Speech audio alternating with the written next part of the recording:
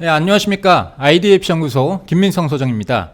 여러분, 상향 합격은 운이 아닙니다. 진학사 4칸 이하 합격 방법 알려드리도록 하겠습니다. 정시 지원에서 누구나 한 번쯤은 상향 지원을 합니다. 근데 이 상향 지원을 다른 누군가는 도박이고 욕심이라고 해요. 하지만 면밀한 분석과 근거 있는 전략을 가지고 도전하는 행위는 욕심이 아니고 통찰입니다. 자, 어떻게 하면 전략적으로 상향 지원을 성공시킬 수 있을지 지금부터 함께 알아보시죠.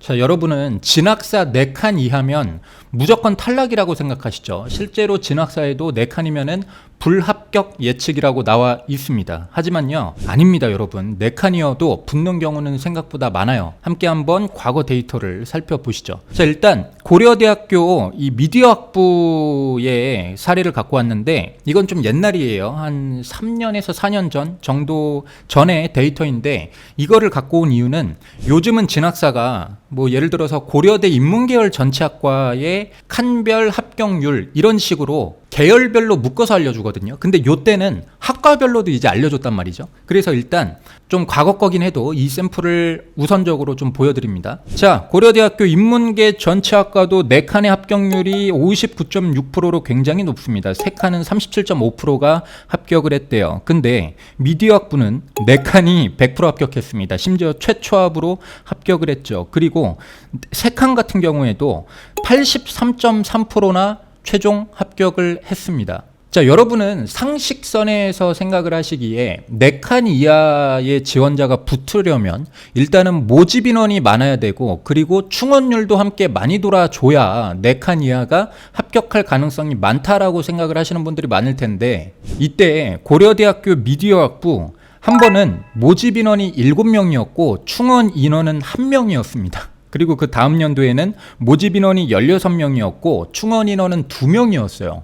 굉장히 적었단 말이죠. 근데 대체 어떻게 4칸 이하가 이렇게 우르르 합격할 수 있었을까? 오늘 영상 처음부터 끝까지 다 보시면 여러분들도 올해 3칸, 4칸, 심지어 2칸까지도 합격할 수 있는 그러한 상향카드를 또 고르실 수 있을 거라고 확신합니다. 자, 일단 워밍업으로 그럼 이제 최신 옛날 거 말고 올해 기준으로 과거 3개년치 칸수별 합격률을 한번 살펴보죠. 일단 연세대입니다. 연세대 인문계 전체학과 4칸에서는 34% 합격했고 3칸에서는 16% 합격했어요. 근데 이상하게 자연계는 합격률이 더 많습니다. 4칸에서 70%가 합격을 했고 3칸에서는 47.4%가 합격을 했어요. 자연계가 인문계보다 더 많은 합격률을 보이고 있습니다. 자, 고려대도 한번 볼까요? 이거 다 최신 자료들이에요. 인문계보다 고려대가 15%에서 20% 정도 더 많이 합격을 했죠.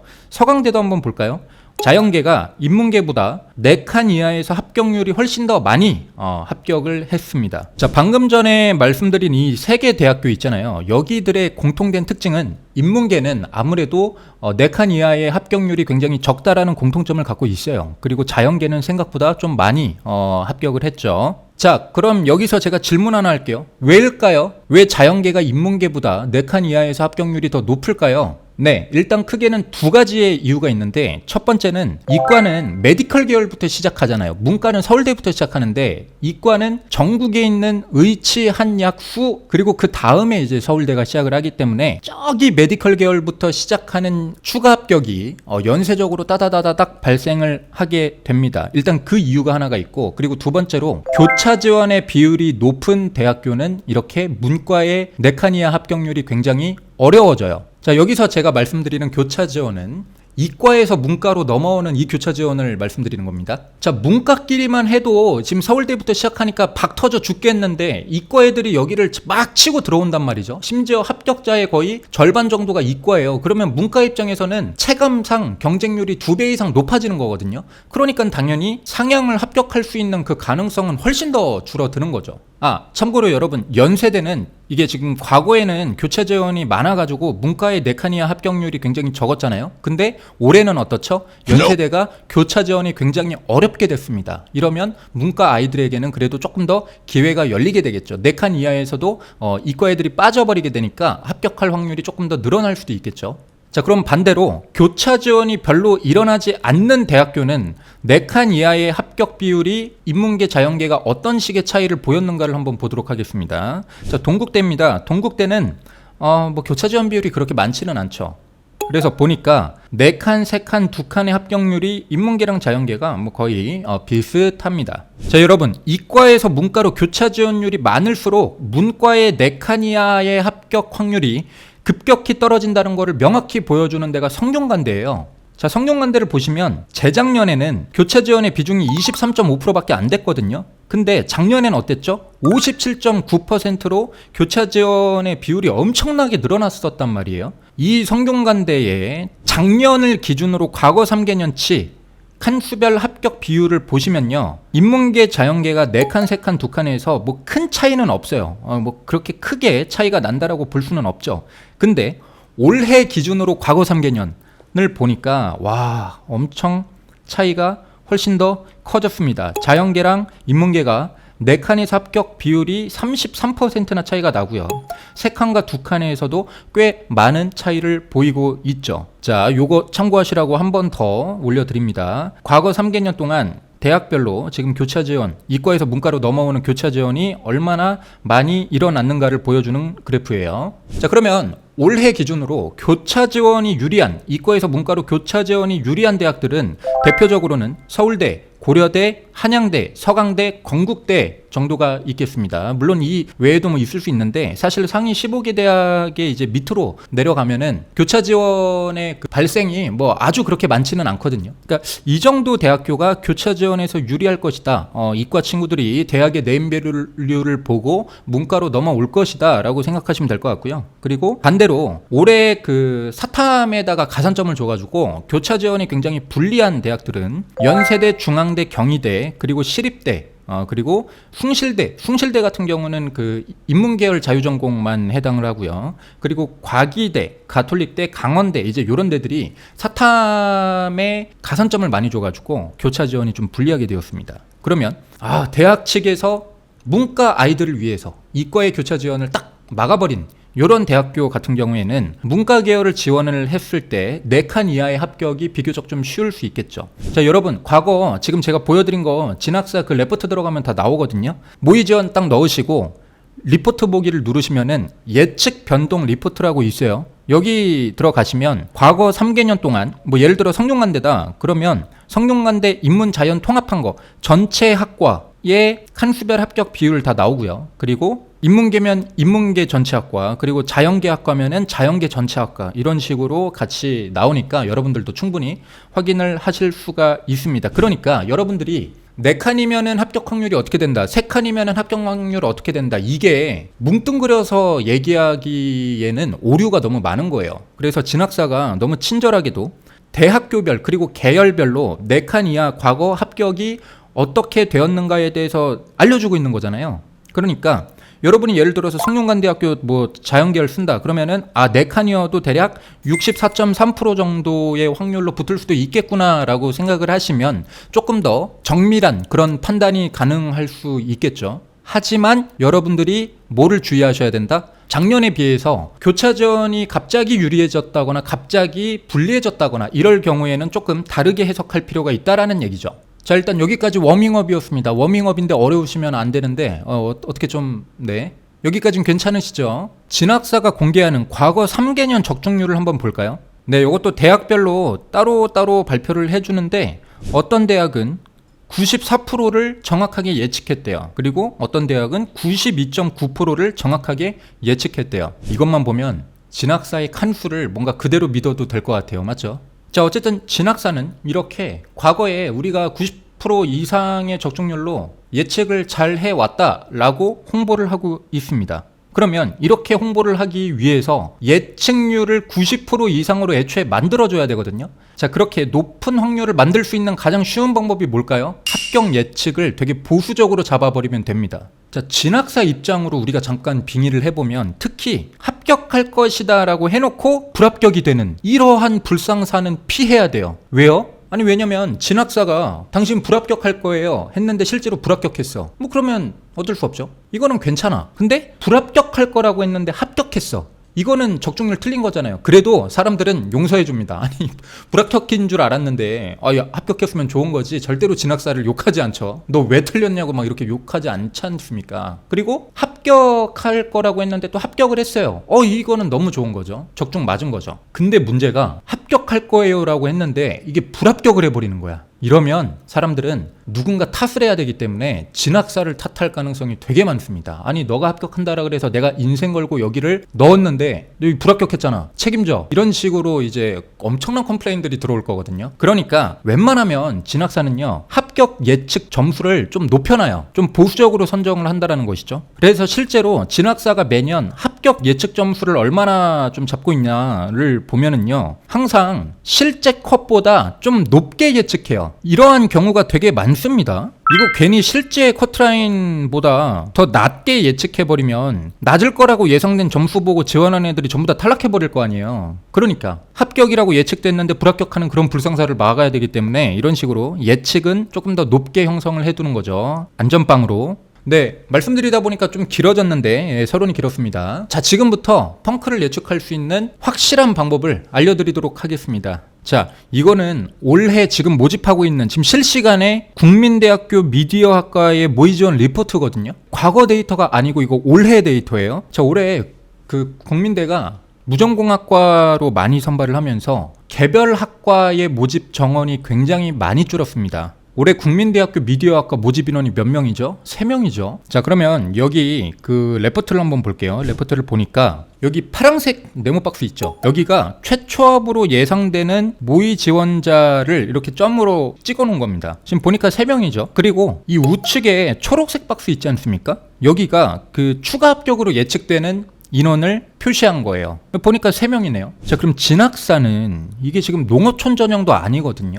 근데 일반 모집에서 국민대학교라는 인기 대학에 미디어학과라는 인기 학과인데 충원율을 고작 한 바퀴 잡은 겁니다. 3명밖에 안 뽑는데. 물론 진학사가 맞을 수도 있죠. 근데 웬만하면 더 많이 돌 수도 있지 않을까요? 한번 여러분들 예측해보세요. 더 많이 돌 가능성도 있습니다. 근데 아닐 수도 있죠. 이게 어떤 말이냐면 모집 정원이 너무 적어버리면 여기에서 고작 이 3명 중에 몇 명이 다른 대학으로 빠져나가냐로 인해서 합격 컷이 너무나도 많이 요동칩니다. 여기에서 3명이 아니고 예를 들어 6명을 추가 합격으로 잡았다라고 한다면요, 이거 합격 컷 확 떨어져요. 자, 그러면 진학사가 애초에 6명으로 예측하면 되지 않냐? 아니죠. 6명으로 예측을 했다가 만약에 2명이나 3명밖에 충원이 돌지 않는다 그러면은 또 컷이 엄청 높아지거든요. 이러면은 아까 저희가 예상했던 불상사 있죠? 합격일 거라고 예측했던 인원이 불합격이 돼버리는 거니까 진학사가 엄청 욕을 먹겠죠. 그러니까 웬만하면 충원 합격 인원을 적게 잡는 겁니다. 자, 여러분, 이런 데가 개꿀입니다. 왠지 아세요? 진학사가 이렇게 충원 인원을 적게 잡아버리면 합격 예측 커트라인이 굉장히 높게 지금 형성이 된 거잖아요. 진학사의 합격 예측 커트라인은 이 모의 지원자 중에서 최종 추가 합격자, 이 문 닫고 들어가는 애의 점수가 결국에 이제 합격 예측 컷이라고 진학사는 얘기하는 거거든요. 그러면 이게 지금 뭐 9명, 10명 도는 것까지 해서 그 10번째 학생의 점수로 하면은 되게 좀 그 예측 컷이 낮을 수도 있는데 이거 지금 3번째잖아요. 추가 합격 3번째 아이의 점수가 예측 컷으로 형성이 되어 있는 겁니다. 그러면 자, 어떤 문제가 발생한다? 여기는 그 누구도 쓰기가 겁난다.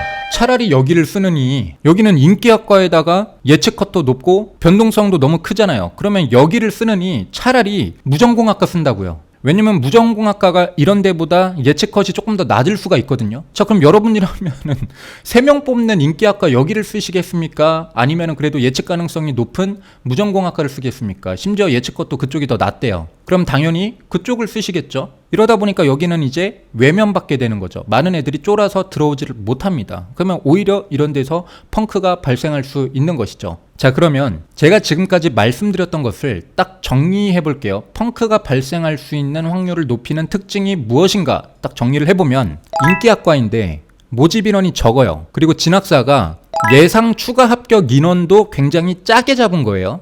적게. 그러면 펑크가 발생할 수 있다. 많은 아이들이 여기는 너무 무서워서 차라리 무전공학과나 아니면은 미디어학과가 그 유사학과들이 되게 많잖아요. 비슷한 학과들. 그래서 차라리 그쪽으로 많이 분산되게 되는 거기 때문에 이 모집 단위는 소신 지원자들, 그러니까 점수가 부족한데 여기를 붙고 싶어서 도전해보는 아이들이 몰리는 게 아니고 그 많은 변수들이 일어난다고 할지라도 무조건적으로 합격할 수 있는 저기 점수 높은 애들이 그냥 안정카드로 넣게 되는 선택을 받을 수가 있습니다. 그러면 국민대학교 미디어학과는 안정으로 쓰는 저 높은 애들만 모이고, 근데 얘네들은 저 위에 대학 붙을 거니까 어차피 빠져나가겠죠? 그리고 성적대가 좀 낮은 얘네들이 도전하기에는 너무나도 위험한 데이고요. 그리고 적정으로 여기를 지원할 애들도 없겠죠. 왜냐면 변동성이 너무 크니까 여기를 진짜 적정 지원인지 판단할 수가 없잖아요.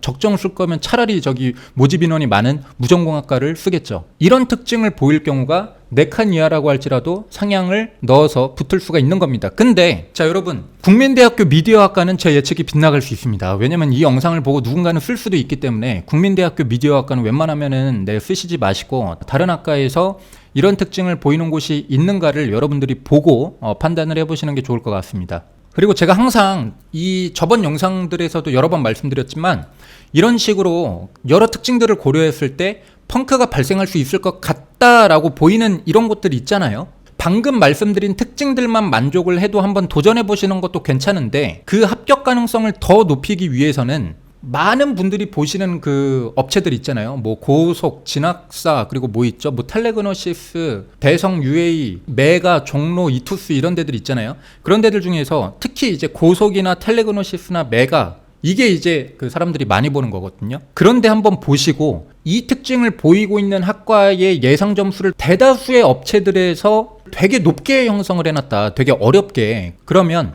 여기가 펑크 날 가능성이 더 높아진다. 네, 이것까지도 항상 같이 보시면 더 좋습니다. 자, 그리고 펑크를 예측할 수 있는 실전 스킬을 제가 하나 더 말씀드릴 건데 일단 지금까지는 괜찮으세요? 이거 좀 어려우셨나요? 제가 항상 딜레마입니다.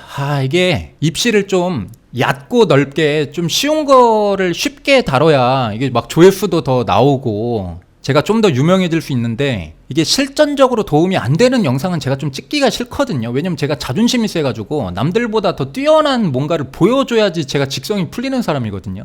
그러니까 항상 뭔가 좀 고급 이제 좀 어려운 것들을 제가 말씀드린단 말이죠. 근데 그렇게 하니까 많은 분들이 보다가 어려워서 안 보시는 분들이 많은 것 같아요. 그래서 이게 조회수가 잘 안 나오는 경우가 많은데 네, 이게 항상 딜레마입니다, 여러분.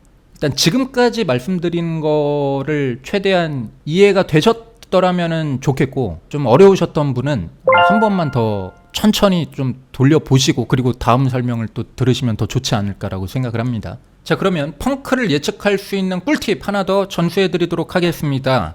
진학사에서 합격 예측 리포트라고 있거든요. 여기에서 두 번째 보시면 경쟁자들의 점수 분포 및 지원 패턴이라고 있습니다. 자, 여기를 클릭하셨을 때 두 갈식으로 말씀을 좀 드리면요, 이 파란색 박스가 있고 초록색 박스가 있잖아요. 그러니까 아까 말씀드렸다시피 초록색에 해당하는 아이들이 추가 합격으로 붙을 걸로 예상되는 아이들인 거거든요. 그럼 이제 이 초록색 박스의 가장 우측 끝이 가장 마지막으로 합격하는 애니까 이 학생의 점수가 이제 최종 합격 컷이 되겠죠. 그러면 이 근처에 이 초록색 박스 우측에 여기 근처에 급경사 구간이 많으면 많을수록 펑크가 날 가능성이 많습니다. 왜일까요? 이유가 이렇게 급경사 구간이 있으면은 많은 아이들로 하여금 뭔가 공포심을 줍니다. 뭔가 여기가 상향으로 불가능할 것 같다라는 그런 인식을 심어줘가지고 여기를 도전할 수 있는 아이들이 별로 없어져요. 자, 조금 더 구체적으로 좀 설명을 드리면요, 일단 이 파란색 부분 있죠. 파란색은 최초 합으로 예상되는 아이들이기 때문에 얘네들은요 일단 점수가 많이 남는 애들이에요. 그래서 얘네들은 아마도 더 높은 대학으로 합격해서 빠져나갈 가능성이 굉장히 많고, 그리고 얘네 입장에선 뭐 안전카드의 후보가 여기만 있는 건 아니잖아요. 그래서 안전카드는 뭐 다른 데로 바꿀 수도 있어서 애초에 여기를 지원하지 않거나 아니면 지원했더라도 위에 대학을 붙어가지고 빠져나갈 수가 있다라는 얘기죠. 자, 그리고 이 급경사 구간 뒤에 있는 아이들 있잖아요. 얘네들은요 무서워요. 왜? 합격 예측 점수와 나의 점수가 너무 멀어요. 아무리 내가 등수로는 별로 차이가 안 난다라고 할지라도 합격 예측 점수가 나보다 훨씬 위에 있다면 뭔가 이 중간에 다른 아이들이 막 들어와가지고 내 등수가 막 밀려날 것 같거든요. 네, 내 점수가 올라가는 게 아니고 내 점수가 막 떨어질 것 같다고요. 네, 이 사이를 다른 애들이 중간에 막 들어오게 될 수도 있으니까요.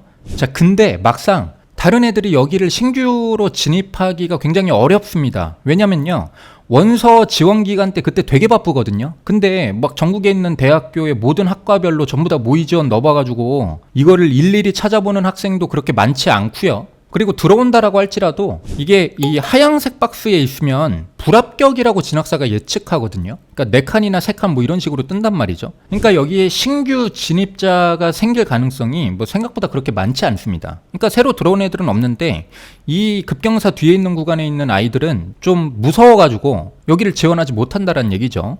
자, 그러면 이 말을 정리해보면 저기 뭐 파란색 칸에 있는 애들은 거의 다 빠져나갈 애들이니까는 뭐 크게 신경 안 써도 되고요. 그리고 하얀색 박스에 있는 아이들도 여기가 좀 무서워서 지원을 하기가 되게 어렵다라는 얘기입니다. 그럼 실제로 이 많은 아이들 중에 이 초록색 구간만 핵심으로 남는 거거든요. 자, 여러분, 그러면 이게 추가 합격이 예상보다 많이 돌기만 하면은 저 하얀색 구간에 있는 아이들이 별로 안 되기 때문에 추가 합격이 저쪽으로 많이 돌아갈 수도 있잖아요. 자, 그러면은 마지막으로 합격하는 아이의 점수가 엄청나게 낮아질 수도 있는 거죠. 요거 이해를 하셨나요? 자, 그러면 아까 전에 제가 말씀드렸던 여러 설명들이 있잖아요. 그 특징들이랑 이 특징이 만약에 겹친다 그러면은 합격할 가능성이 훨씬 더 높아지는 거예요. 아까 전에 설명드린 특징이 뭐죠? 인기학과인데 충원율을 굉장히 적게 잡아놨으면 많은 아이들이 지원하지 못한다. 이 특징도 있는데 이 녹색 박스 우측 끝 이 근처에 급경사 지역이 많으면 이 하얀색 박스에 존재하는 상향 지원자, 점수가 좀 모자라지만 여기를 이제 상향으로 지원하려고 하는 애들이 더더욱 무서워서 여기를 지원하지 못한다라는 얘기죠. 그러면 실질적으로 여기는 지원자가 없어지니까는 이제 경쟁률이 엄청나게 낮아질 수 있는데 그 와중에 예상 추가 합격 인원을 너무 작게 잡아놔가지고 이것도 만약에 더 많아질 수 있다면은 여기는요 엄청나게 펑크가 발생할 수 있겠죠. 그러니까 여러분들이 이러한 특징을 보이는 데를 하나하나 전부 다 들어가서 한번 찾아보시는 게 가장 좋아요. 자, 여러분 번거로우실 것 같다고요? 아닙니다. 여러분 지금 표본 분석하시죠? 그게 훨씬 더 번거로운 건데 그거는요 저는 절대 그 결과를 믿지 않습니다. 자, 표본 분석이 뭐죠, 여러분? 그 진학사 모의 지원자 중에서 나보다 앞등수에 있는 아이들이 1지망, 2지망, 3지망 못 썼나 보고 얘가 저기 다른 데로 빠져나갈까 말까 이거를 하나하나 내가 판단해보는 게 표본 분석이라고 보통 얘기를 하거든요. 근데 저는 항상 매년 말씀드리는데 이 표본 분석하는 거 하지 말라고 저는 항상 말씀을 드립니다. 예, 제발 좀 하지 마세요. 그 이유를 말씀드리면요, 일단 첫 번째로 힘들어요. 너무 많아. 그런데 그게 또 신뢰도가 있으면 물론 이제 힘들어도 해야겠죠. 근데 신뢰도도 없습니다. 제가 예시를 들면서 한번 설명해 볼게요. 자, 한양대학교 신소재공학부의 올해 이제 실제 레포트입니다. 12월 19일 기준으로 제가 캡처를 좀 해왔어요. 자, 여기 그래프를 보시면 최초 합격이랑 추가 합격으로 예상되는 아이들 총 65명 정도 있거든요. 그럼 일단 여기 65명을 다 봐야 되죠. 몇 개만 한번 보죠. 자, 49등 아이의 지원 현황을 제가 정리를 해봤습니다. 가군에 연세대 철학과 썼대요. 근데 여기 최초업으로 예상이 됩니다. 그리고 나군에는 뭐 여기 한양대 신소재공학부고 가군에는 서강대 인문학 기반 자유전공학부예요. 자, 그럼 얘는 가군의 연세대 철학과를 붙는다라고 했을 때 연세대 철학과로 빠져나갈까요? 아니면 한양대 신소재공학부로 등록을 할까요? 이거 여러분 예측할 수 있으세요? 자, 본인의 주관은 있겠죠. 근데 이거 10명한테만 물어봐도 반반 정확히 갈려요. 연대 철학을 가야 된다고 생각하는 사람들이 있고 한양대 높은 공대를 가자라고 생각하는 분들도 많습니다. 이거 여러분들이 대체 어떻게 판단할 수 있는데요? 아니, 여러분들은 49등 이 학생 아세요? 한번 만나보셨어요? 얘가 지금 어떤 생각을 갖고 있는 애인지 여러분이 아세요? 아니잖아요. 자, 그리고 46등 아이를 보니까 가군의 고려대 바이오시스템의과학부를 넣었는데 여기가 추가 합격을 할 거라고 진학사가 예상을 합니다. 자, 그럼 일단 첫 번째로 얘가 고려대 바이오시스템 붙을까요? 안 붙을까요? 이것도 모르잖아요. 이거는 이 46등에 해당하는 이 학생도 몰라요. 자기도 지금 고려대를 추합으로 붙을지 말지를 몰라가지고 지금 굉장히 불안해하고 있는데 제3자인 저희가 이걸 어떻게 알아요? 본인도 모르는 걸? 자, 그러면은 이렇게 생각하실 수도 있죠. 아니, 진학사가 여기 추합한다 그랬으니까는 추합하겠죠라고 생각하신다면 그것도 되게 웃긴 거죠. 왜냐면은 추합한다는 게 5칸 나오는 거거든요. 자, 그러면 여러분들이 만약에 진학사가 추합이라고 했으니까 여기 붙을 거다 라고 진학사를 맹신하신다면 애초에 이 표본 분석을 할 필요도 없는 거예요. 왜? 본인은 지금 한양대 신소재공학부가 불합격 나오거든요. 3칸이나 4칸으로. 그러면 진학사 판단을 믿어야 되면 이 표본 분석하는 게 뭐가 의미가 있어요? 애초에 난 불합격인데. 그러니까 이러한 아이러니가 이제 발생을 하죠. 자, 한 명만 더 보죠. 45등입니다. 얘는 가군의 한양대 융합전자공학부 썼네요. 최초합한답니다. 나군에는 한양대 신소재공이고 다군에는 성균관대학교 에너지공학과를 썼는데, 일단 아까 말씀드렸다시피 이게 좀 웃긴 게 융합전자공학부가 더 인기학과인데 여기는 최초합하고 신소재공학부는 추합한대요. 이것도 좀 약간 의문이 들고, 어쨌든 그러면 뭐 둘 다 붙었다고 해요. 그러면 얘가 어디 갈까요? 융전 갈까요? 신소재공 갈까요? 그건 모르죠. 얘가 이제 물리 쪽을 더 좋아하는지 화학 쪽을 더 좋아하는지 알 길이 없습니다. 그리고 만약에 가군 탈락하고 나군 다군 붙었다고 생각을 했을 때 얘가 성균관대학교 에너지공학과를 갈지 한양대학교 신소재공학부를 갈지 여러분이 어떻게 판단할 수 있습니까? 판단할 수 없습니다. 이거 거의 다 yes or no의 문제예요. 성균관대 에너지를 가냐? 한양대 신소재를 가냐? 혹은 고려대학교 바이오 시스템을 붙을 것인가 말 것인가, 이렇게 선택의 기로에 한 번씩 놓일 때마다 반반인 거니까는 확률적으로 0.5를 곱해줘야 되는 거거든요. 그럼 이런 거 한번 발생할 때마다 0.5 곱하기 0.5 곱하기 0.5 곱하기 0.5 곱하기 그러면은 이거 65명 거 다 하잖아요. 그럼 이거 정확하게 맞을 확률이 0.0000000 몇이에요. 그러면 이거를 대체 어떻게, 아무런 논리적인 수학적인 근거도 없고요. 이거 다 미신에 가까운 행위예요. 차라리 저기 신점 보시는 게 훨씬 낫습니다. 근데 제가 왜 이렇게 열을 내냐면, 이게 이렇게 근거도 없고 틀릴 가능성만 되게 많은데 이상하게 많은 분들이 자기가 직접 해본 거잖아요. 그러면 뭔가 얘를 가장 믿게 돼요. 제가 지금 유튜브 여러 개 영상으로 그 펑크를 예측할 수 있는 실전적인 방법 이렇게 열심히 알려드리고 있는데 제가 가장 답답한 게, 본인이 표본 분석 다 해봤더니 위에 애들이 빠져서 여기가 뚫릴 것 같다고 그것만 맹신하시면은 제가 상담하기 되게 힘들어지거든요. 제가 그래서 이러한 답답함이 막 생긴 거예요. 물론 이제 컨설팅 업체 중에서도 막 분석 노하우가 없는 데들은 이거를 해주는 데가 있어요. 그 전문가가 대신 표본 분석 하나하나 그거 귀찮은 거 대신 다 해주면서 상담의 만족도를 높이는 경우도 있거든요. 근데 저는 그런 데는 좀 의심할 필요가 있다고 생각을 합니다. 이거 다 뇌피셜이잖아요. 누가 빠져나간다 만다 이거를 본인 뇌피셜로 판단해놓고 그거를 근거로 여기는 합격할 가능성이 있다라고 얘기하는 것도, 그것도 참 웃긴 거거든요. 아무리 상담 경험이 많은 전문가라고 할지라도 얼굴 본 적도 없는 애가 한양대 신소재공을 갈지 성균관대 에너지공을 갈지는요 절대로 알지 못합니다. 저도 몰라요. 그러니까 표본 분석은 웬만하면 하지 마셔라 라고 하는 얘기고, 그거 하실 어떤 여력이 있으시면, 에너지가 있으시면 뭐 하셔야 된다? 오늘 제가 말씀드린 거 그 특징들에 해당하는 곳들을 하나하나 다 찾아보셔서 그거를 찾아보시는 게 훨씬 더 유리하실 겁니다. 아시겠죠?